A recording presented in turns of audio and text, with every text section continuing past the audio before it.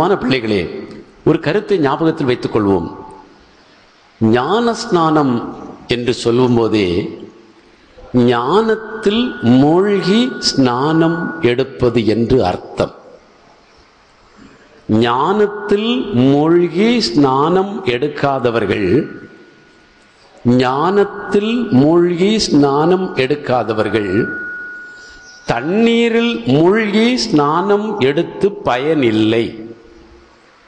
எனவே முதலில் ஞான ஸ்நானம், அதற்கு பிறகு மூழ்கி ஸ்நானம்.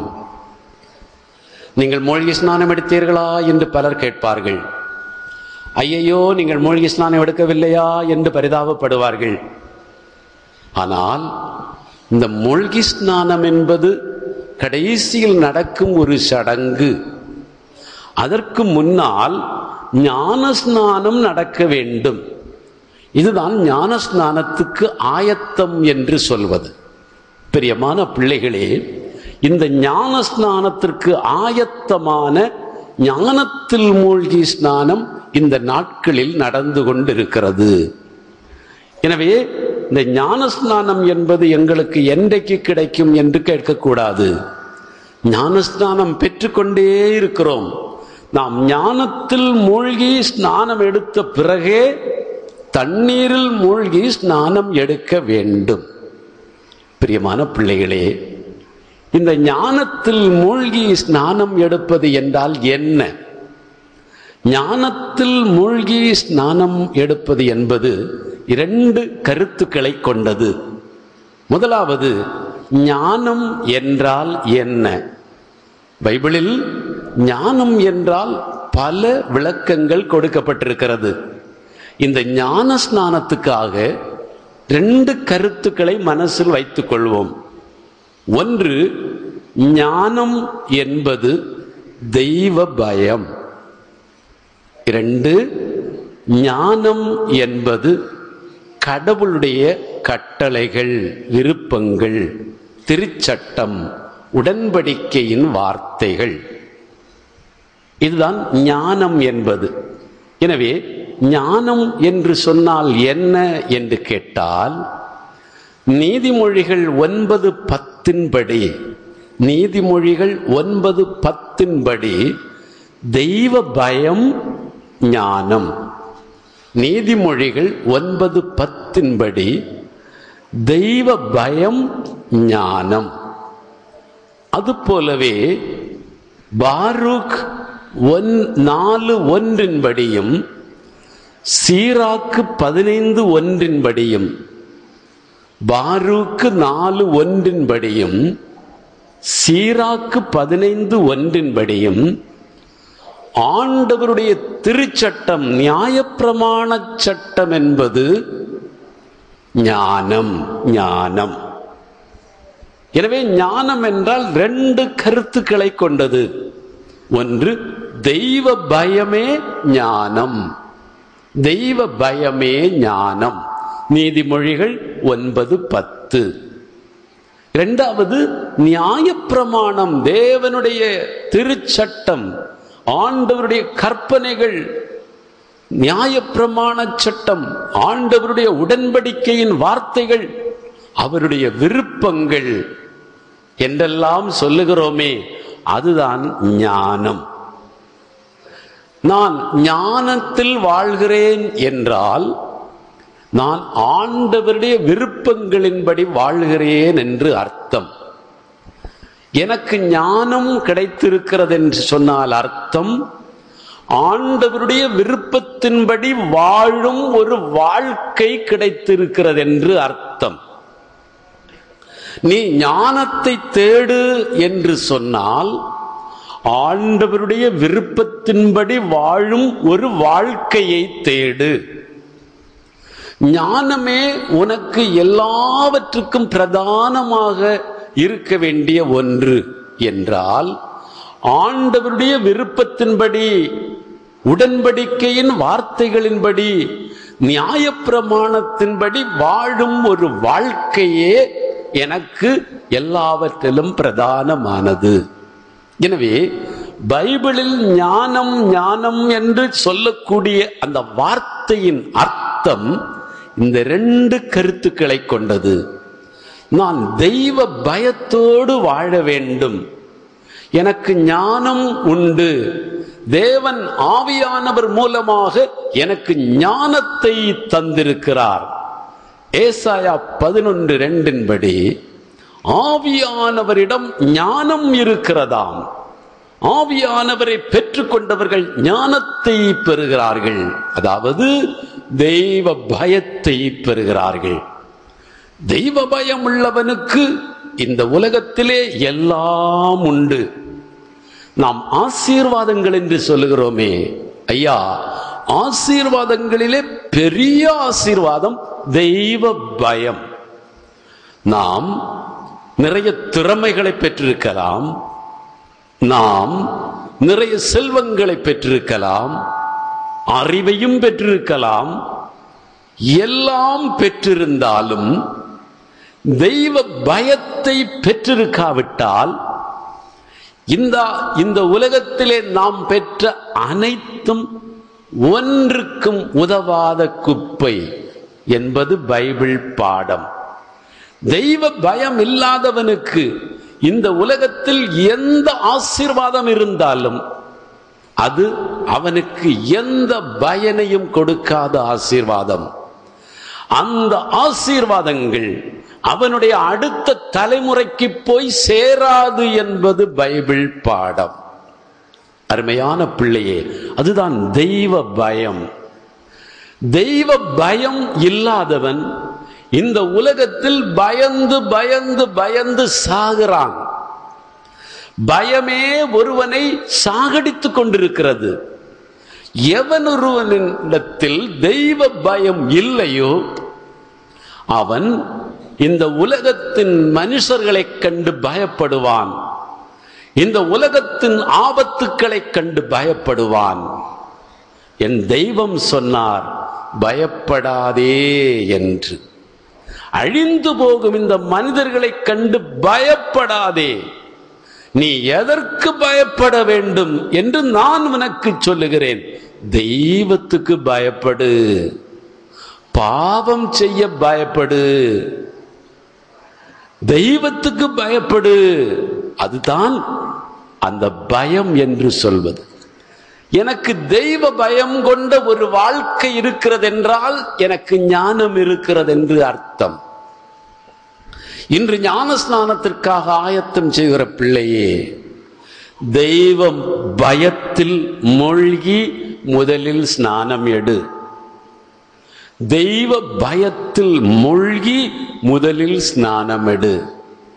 தெய்வ பயம் உன்னை எல்லா தெய்வ விருப்பங்களையும் செய்ய வைக்கும் சக்தி. கடவுளுடைய சகல கட்டளைகளையும் விருப்பங்களையும் நிறைவேற்ற உனக்கு தரும் சக்தி தெய்வ பயம். உன்னிடத்திலே பைபிள் அறிவுண்டு, உன்னிடத்திலே பைபிள் ஞானம் இருக்கிறது, நீ நிறைய பைபிள் எல்லாம் படிச்சிருக்கிற, உனக்கு எதை செய்யணும் எதை செய்யக்கூடாதுன்னு நல்லா தெரியும்.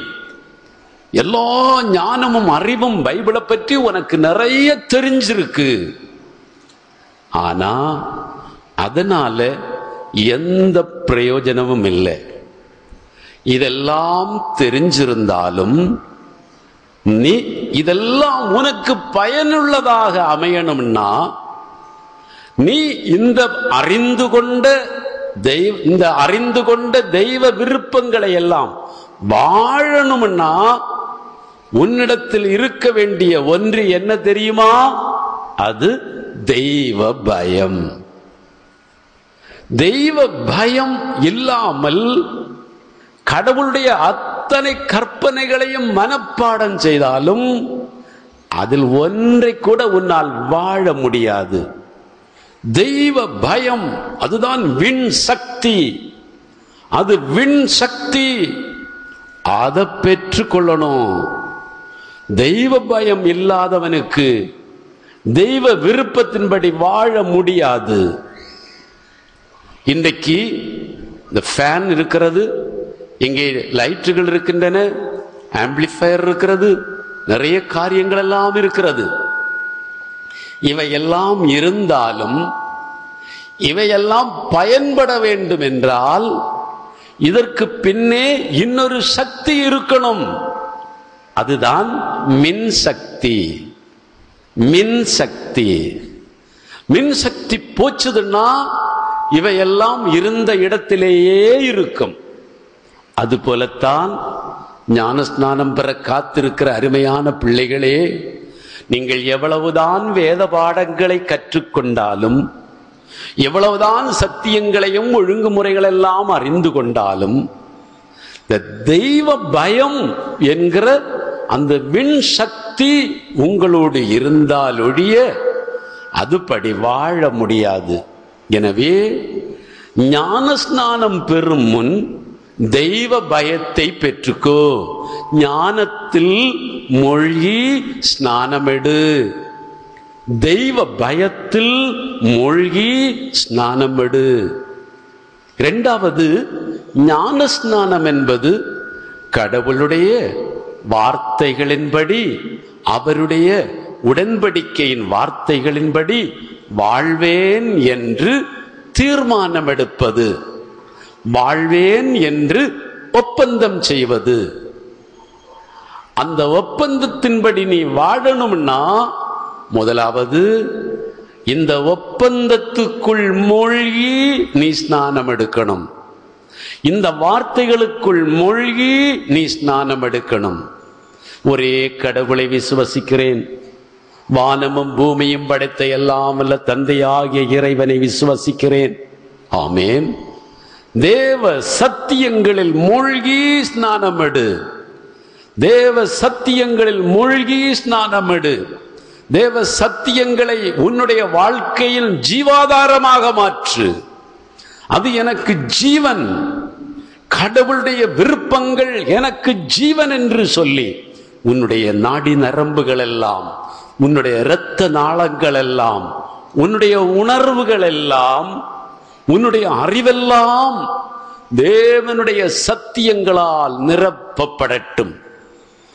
எப்படி பாலில் விழுந்த பிரெட் ரொட்டி பாலையெல்லாம் உறிஞ்சி தன்னகத்தை கொண்டிருக்கிறதோ, அப்படியே ஞானஸ்நானம் பெறப்போக வேண்டிய பிள்ளைகள் கடவுளுடைய விருப்பங்களை எல்லாம் தன்னகத்தையே கொள்ள வேண்டும். அறிவால் அல்ல, விசுவாசத்தால். கர்த்தாவே, இன்றிலிருந்து நான் உம்முடைய வார்த்தைகளுக்கு அடிமை. அதுதான் விசுவாசம். என் தெய்வத்தினுடைய விருப்பங்கள் எதுவோ அதற்கு நான் இனி அடிமை. இந்த உலகத்தில் எந்த விருப்பங்களும் என்னை கட்டுப்படுத்த முடியாது. தெய்வமே, உம்முடைய விருப்பம் என்னை கட்டுப்படுத்தட்டும் என்று ஒப்புக்கொடு. அது ஞானம். அங்கே மூழ்குகிறாய் நீ, தண்ணீருக்குள் நீ மூழ்கி எழும்புவது போல விசுவாசத்துக்குள் மூழ்கி. ஆமென். விசுவாசத்தை சொந்தமாக்கிக்கோ. விசுவாசம் என்பது தேவனுடைய விருப்பங்களின்படி இனி வாழ்வேன் என்று ஒப்பு கொடுப்பது. இந்த ரெண்டு மூழ்குதல் நமக்கு நடக்கணும். நாளைய தினத்தில் ஞான ஸ்நானத்துக்காக வருகிற பிள்ளைகளே, அடுத்த 2 வாரங்களில் ஞான ஸ்நானம் பெறவிருக்கிற பிள்ளைகளே, ஞானத்தில் மூழ்கி ஸ்நானம் எடுப்போம். ஞான ஸ்நானம் பெற்ற பிள்ளைகளே, உங்களுடைய ஞான ஸ்நானத்தை புதுப்பித்துக் கொள்ளுங்கள். நான் ஞானத்தில் மூழ்கி இருக்கிறேனா? ஒரு முறை மூழ்கிவிட்டு எழுந்து போய்விட்டேனா? தண்ணீரில் மூழ்குதல் ஒரு முறை நடப்பது, ஞானத்தில் மூழ்வது உன் காலமெல்லாம், ஜீவனுள்ள நாட்களெல்லாம் நடந்து கொண்டிருப்பது. ஞானத்தில் மூழ்கியவன் அதிலிருந்து எழும்ப மாட்டான், எழும்ப முடியாது. தெய்வ பயத்துக்குள் தன்னை அடக்கம் செய்தவன் அதிலிருந்து வெளியே வர முடியாது. அவன் ஜீவன் பெற்று வாழ்ந்து கொண்டிருப்பான். அதுபோலவே தேவ சத்தியங்களுக்குள் தன்னை அடக்கம் செய்தவன், மூழ்கிக் கொண்டவன் அதிலேயே வாழ்ந்து கொண்டிருப்பான். தண்ணீரில் மூழ்கி எழும்பி விடுவாய், ஆனால் ஞானத்தில் மூழ்குகிறவன் அதிலேயே வாழ்வான். எனவே ஞானத்தில் மூழ்கி நீ வாழ உன்னை ஒப்புக்கொடு, அது ஞான ஸ்நானம். ஞானத்தில் மூழ்கி நீ வாழ உன்னை ஒப்புக்கொடு, அது ஞான ஸ்நானம். அதற்கு பிறகு அதை ஊர்ஜிதப்படுத்த வேதம் காட்டும் பரிசுத்த சடங்கான தண்ணீரில் மூழ்குதலில் நீ சபையோடு சேர்ந்து உன்னை ஒப்புக்கொடு. இந்த ஞான ஸ்நானத்தை நாம் நினைவு கூர்வோம். ஞான ஸ்நானத்துக்காக ஆயத்தமாவோம். கடவுள் இந்த ஞான ஸ்நானத்தின் மூலமாக தன்னுடைய உடலின் உறுப்புகளாக நம்மை மாற்றட்டும். உடல் ஜீவனுள்ளது, சாகாதது, உயிர்த்தெழுந்தது. அதுபோலவே உறுப்புகளும் என்றும் ஜீவனுள்ளதாக, சாகாத உறுப்புகளாக அந்த உடல் காத்துக்கொள்ளும். ஞான ஸ்நானத்தின் மூலமாக ஆண்டவர் நம்மை ஆசீர்வதிக்கட்டும்.